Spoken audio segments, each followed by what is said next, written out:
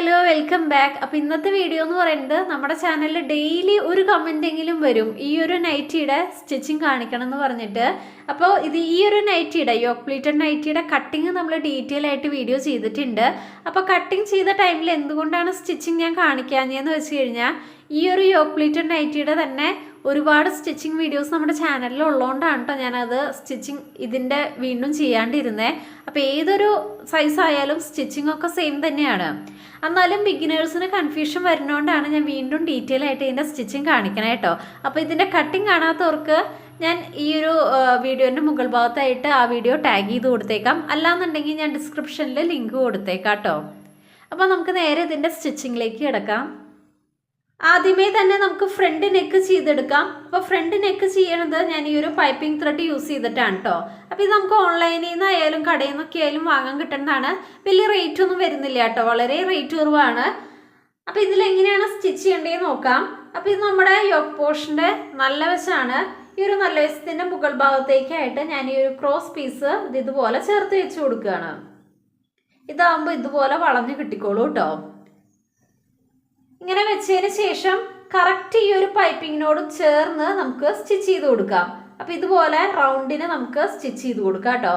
അപ്പോൾ ഞാൻ ഇതുപോലെ റൗണ്ടിന് തയ്ച്ചതിന് ശേഷം കാണിക്കാം.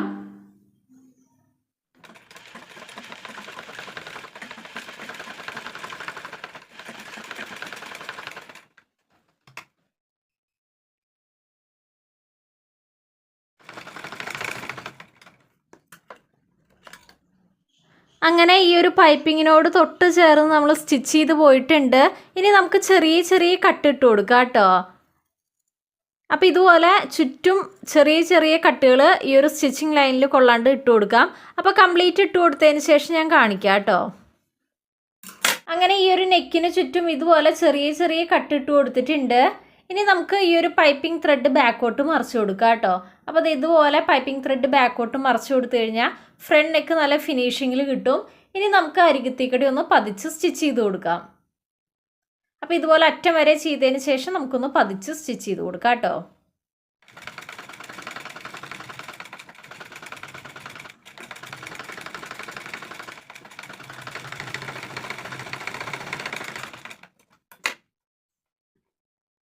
അങ്ങനെ പൈപ്പിംഗ് ത്രെഡ് യൂസ് ചെയ്തിട്ട് നമ്മൾ ഫ്രണ്ട് നെക്ക് ഭംഗിയായിട്ട് ചെയ്തെടുത്തിട്ടുണ്ട്. അപ്പോൾ ഈ ഒരു ഫ്രണ്ട് നെക്ക് എങ്ങനെയാണ് ചെയ്തത് ആ സെയിം മെത്തേഡിൽ തന്നെയാണ് കേട്ടോ ഞാൻ ബാക്ക് നെക്കും ചെയ്തെടുക്കണേ. അപ്പോൾ ഫ്രണ്ടിലെ നെക്കും ബാക്കിലെ നെക്കും ചെയ്തതിന് ശേഷം കാണിക്കാം. അങ്ങനെ ഫ്രണ്ട് നെക്കും ബാക്ക് നെക്കും പൈപ്പിംഗ് വെച്ച് നമ്മൾ ഫിനിഷ് ചെയ്തെടുത്തിട്ടുണ്ട്. ഇനി അടുത്തായിട്ട് ഷോൾഡർ ജോയിൻ ചെയ്ത് കൊടുക്കാം. അതിനായിട്ട് ഫ്രണ്ട് പോർഷന് നല്ല വശത്തിൻ്റെ മുകൾ ഭാഗത്തേക്കായിട്ട് നമുക്ക് ഈ ഒരു ബാക്ക് പോർഷനെ നല്ല വശം ചേർത്ത് വയ്ക്കാം. അപ്പോൾ രണ്ടിൻ്റെയും നല്ല വശങ്ങൾ ഇതുപോലെ ചേർത്ത് വെച്ചതിന് ശേഷം 1/2 ഇഞ്ചിൽ നമുക്ക് രണ്ട് സൈഡിലും ഷോൾഡർ ജോയിൻ ചെയ്ത് കൊടുക്കാം കേട്ടോ. അപ്പോൾ ഷോൾഡർ ജോയിൻ ചെയ്തതിന് ശേഷം കാണിക്കാം.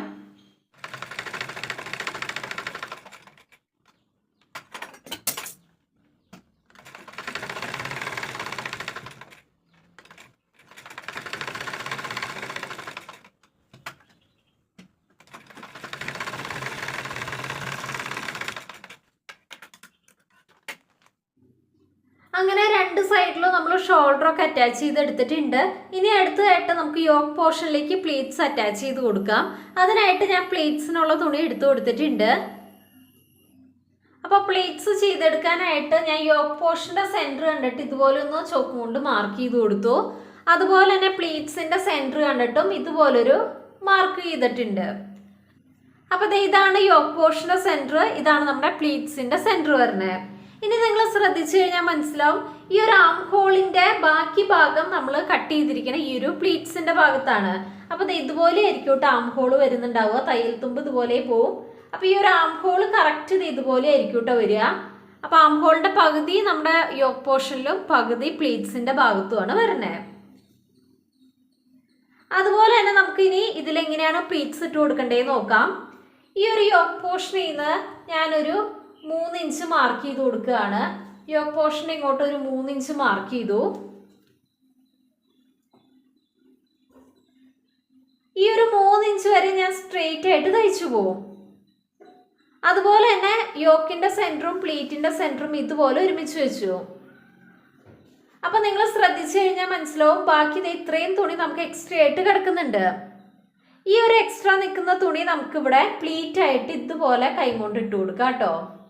അപ്പം നിങ്ങൾക്ക് വേണമെങ്കിൽ മുട്ടുസൂചി വെച്ചിട്ട് പ്ലീറ്റ്സ് സെറ്റ് ചെയ്യണമെങ്കിൽ അങ്ങനെയും ചെയ്യാം, അല്ലെങ്കിൽ തയ്ക്കുന്ന ടൈമിൽ പ്ലീറ്റ്സ് ഇട്ട് കൊടുക്കണമെങ്കിൽ അങ്ങനെയും ചെയ്ത് കൊടുക്കാം കേട്ടോ. അപ്പം ഇതുപോലെ നമുക്കൊരു സൈഡിലേക്കുള്ള പ്ലീറ്റ്സ് നമ്മൾ സെറ്റ് ചെയ്തു.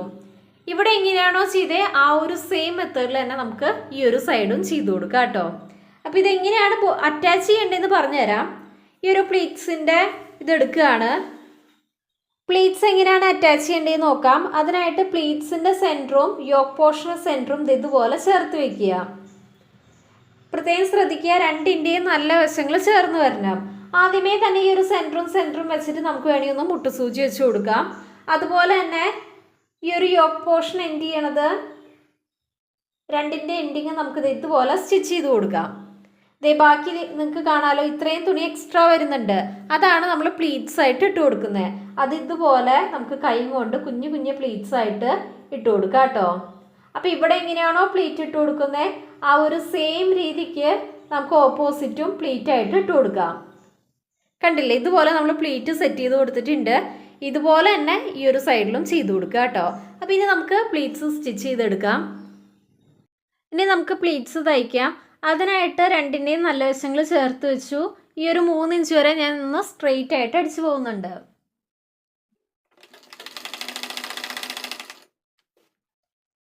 അപ്പോൾ 3 ഇഞ്ച് വരെ സ്ട്രെയിറ്റ് ആയിട്ട് അടിച്ചു. ഇനി നമുക്ക് സെൻറ്ററും അങ്ങ് ചേർത്ത് വയ്ക്കാം. അപ്പോൾ ഇതുപോലെ രണ്ടിൻ്റെയും സെൻറ്ററും ഇതുപോലെ ചേർത്ത് വെച്ചിട്ടുണ്ട്. ഈ എക്സ്ട്രാ നിൽക്കുന്ന തുണിയിൽ നമുക്കൊന്ന് ചെറിയ ചെറിയ പ്ലീറ്റ്സ് ആയിട്ട് ഇട്ട് കൊടുക്കാം കേട്ടോ.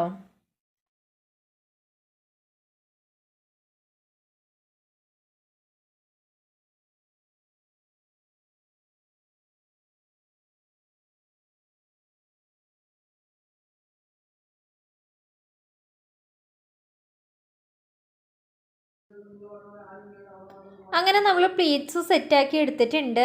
ഞാൻ ആദ്യം പറഞ്ഞത് 3 ഇഞ്ച് വരെ സ്ട്രെയിറ്റ് ആയിട്ട് അടിക്കാമെന്നാണ്. അപ്പോൾ ആ ഒരു 3 ഇഞ്ച് വരെ നമ്മൾ സ്ട്രെയിറ്റ് ആയിട്ട് അടിച്ചതിന് ശേഷം ജസ്റ്റ് ഒന്ന് പ്ലീറ്റ് എടുത്ത് നോക്കി. അപ്പോൾ ആ ഒരു പ്ലീറ്റ് എടുത്ത് കഴിഞ്ഞപ്പോൾ ഈ ഒരു 5 ഇഞ്ച് കഴിഞ്ഞിട്ട് നമുക്ക് നീറ്റായിട്ട് പ്ലീറ്റ് ഇടാനുള്ള തുണി കിട്ടുന്നുണ്ട്. അപ്പോൾ നമ്മൾ ഈ ഒരു 5 ഇഞ്ച് വരെ സ്ട്രെയിറ്റ് ആയിട്ടൊന്ന് അടിച്ചു കൊടുക്കുകയാണ് കേട്ടോ. അങ്ങനെ നമ്മൾ 5 ഇഞ്ച് വരെ സ്ട്രെയിറ്റ് ആയിട്ട് അടിച്ചിട്ടുണ്ട്.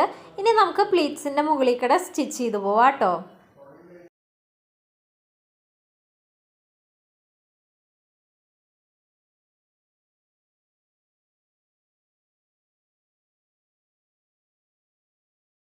അപ്പോൾ ദേ ഈ ഒരു സൈഡിൽ നമ്മൾ പ്ലീറ്റ്സൊക്കെ ഇട്ട് കഴിഞ്ഞിട്ടുണ്ട്. ഇനി ഓപ്പോസിറ്റ് സൈഡിലും നമ്മൾ 3 ഇഞ്ച് എന്നുള്ളത് 5 ഇഞ്ച് ഒന്ന് മാർക്ക് ചെയ്ത് കൊടുത്തിട്ട് പ്ലീറ്റ്സ് സെറ്റ് ചെയ്യുക കേട്ടോ. അപ്പോൾ നല്ല നീറ്റായിട്ട് നമുക്ക് പ്ലീറ്റ്സ് കിട്ടും. അപ്പോൾ ഈ ഒരു സൈഡും ചെയ്തതിന് ശേഷം കാണിക്കാം കേട്ടോ. ഇനി നമുക്ക് സെൻറ്ററിൽ നിന്ന് ഈ ഒരു സൈഡിലേക്ക് ചെയ്തെടുക്കാം. അപ്പോൾ ആദ്യം നമ്മൾ 3 ഇഞ്ചാണ് മാർക്ക് ചെയ്തത്. അത് മാറ്റി ഞാൻ 5 ഇഞ്ചിൽ ഒരു ലൈൻ മാർക്ക് ചെയ്തിട്ടുണ്ട്. ഇനി ഈ ഒരു 5 ഇഞ്ച് വരെ നമുക്ക് കുഞ്ഞു കുഞ്ഞു പ്ലീറ്റ്സ് ഇട്ട് കൊടുക്കാം കേട്ടോ. പ്ലീറ്റ് ഇടാനായിട്ട് ഈ ഒരു എൻഡിൽ നിന്ന് 5 ഇഞ്ച് വരെ സ്ട്രെയിറ്റ് ആയിട്ട് വെക്കുക. ബാക്കി ഇതേ എക്സ്ട്രാ നിൽക്കുന്നത് വേണം നമ്മൾ പ്ലീറ്റ്സ് ആയിട്ട് എടുക്കാനായിട്ട്. അപ്പോൾ ബാക്കിയുള്ളത് നമുക്ക് പ്ലീറ്റ്സ് ആയിട്ട് ഇതുപോലെ അങ്ങ് വെച്ച് കൊടുക്കാം കേട്ടോ.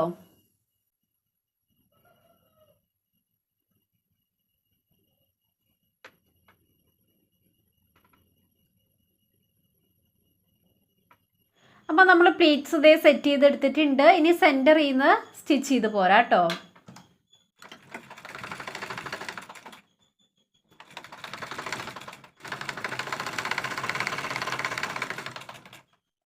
ഇനി നമുക്കിതങ്ങ് പതിച്ച് സ്റ്റിച്ച് ചെയ്യാം. അതിനായിട്ട് തുണിയുടെ നല്ല വശം എടുക്കുകയാണ്. ഇനി തയ്യൽ തുമ്പോളൊക്കെ താഴത്തേക്ക് ആക്കിയിട്ട് മുകളിൽ കൂടി ഒന്ന് പതിച്ച് സ്റ്റിച്ച് ചെയ്ത് കൊടുക്കാം.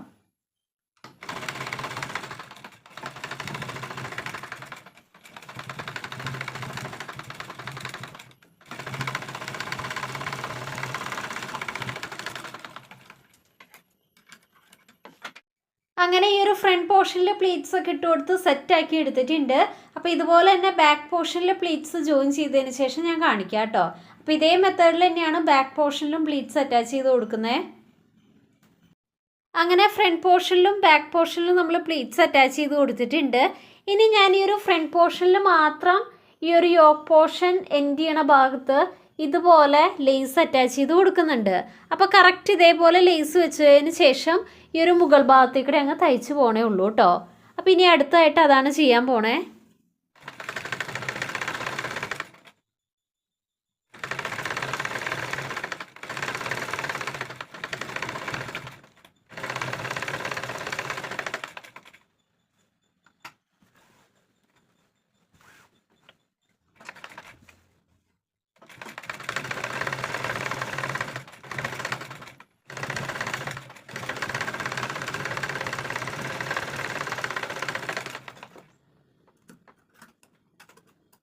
അങ്ങനെ ഫ്രണ്ട് പോർഷനിൽ മാത്രം നമ്മൾ ലേസ് അറ്റാച്ച് ചെയ്ത് കൊടുത്തിട്ടുണ്ട്. ഇനി നമുക്ക് രണ്ട് സൈഡിലും സ്ലീവ്സ് അറ്റാച്ച് ചെയ്ത് കൊടുക്കാം. ഇനി അടുത്ത് നമുക്ക് സ്ലീവ്സ് സ്റ്റിച്ച് ചെയ്തെടുക്കാം. അതിനായിട്ട് കട്ട് ചെയ്ത് വെച്ച സ്ലീവ്സ് ഞാൻ എടുത്തു. ആദ്യമേ തന്നെ നിങ്ങൾക്ക് അരികുവശം മടക്കി സ്റ്റിച്ച് ചെയ്ത് കൊടുക്കണം എന്നുണ്ടെങ്കിൽ ഈ ഒരു അരികുവശം മടക്കി സ്റ്റിച്ച് ചെയ്ത് കൊടുക്കാം കേട്ടോ. ഇതിപ്പോൾ തേരുവശം ആയതുകൊണ്ട് ഞാൻ ഈ ഒരു അരികുവശം മടക്കി സ്റ്റിച്ച് ചെയ്യുന്നില്ല. ഇനി എങ്ങനെയാണ് ബോഡി പോർഷനായിട്ട് അറ്റാച്ച് ചെയ്യേണ്ടതെന്ന് നോക്കാം. ബോഡി പോർഷനായിട്ട് അറ്റാച്ച് ചെയ്യാനായിട്ട് ബോഡി പോർഷന് നല്ല വശത്തിൻ്റെ മുകൾ ഭാഗത്തേക്കായിട്ട് സ്ലീവിൻ്റെ നല്ല വശം ചേർത്ത് വെക്കണം. രണ്ടിൻ്റെയും നല്ല വശം ഇതുപോലെ ചേർത്ത് വെച്ചു.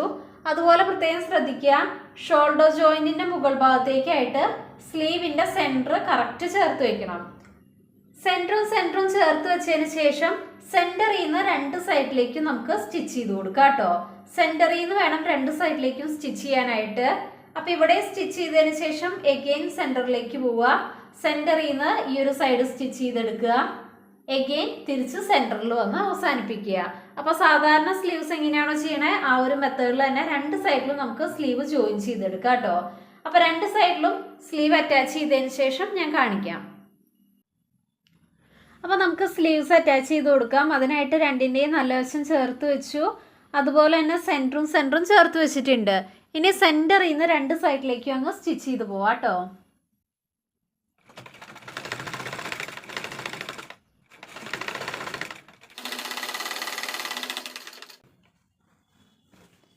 അപ്പോൾ ഈ ഒരു എൻഡിൽ സൂചി കുത്തി നിർത്തിയതിന് ശേഷം എഗെയിൻ സെൻറ്ററിലേക്ക് തയ്ച്ചു പോവാം.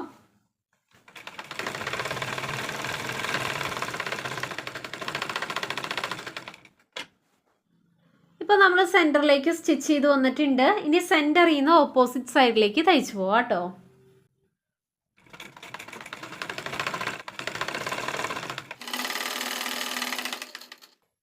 അപ്പോൾ ഇവിടെ വന്ന് കുത്തി നിർത്തി സെൻറ്ററിലേക്ക് എഗെയിൻ തയ്ച്ചു പോവാം കേട്ടോ.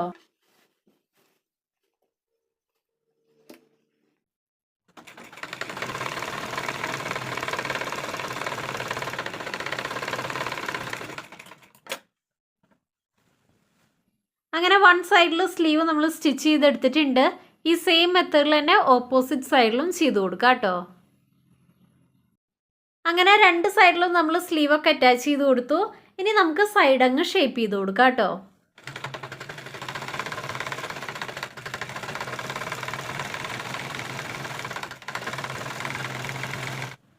അങ്ങനെ രണ്ട് സൈഡിലും ഷേപ്പ് ചെയ്തതിന് ശേഷം കാണിക്കാം. അങ്ങനെ സൈഡൊക്കെ ഷേപ്പ് ചെയ്ത് കഴിഞ്ഞിട്ടുണ്ട്. ഇനി ഏറ്റവും ലാസ്റ്റ് നമുക്ക് ഈ ഒരു അരികു വശം ഇതുപോലെ മടക്കി അങ്ങ് സ്റ്റിച്ച് ചെയ്ത് കൊടുക്കാം.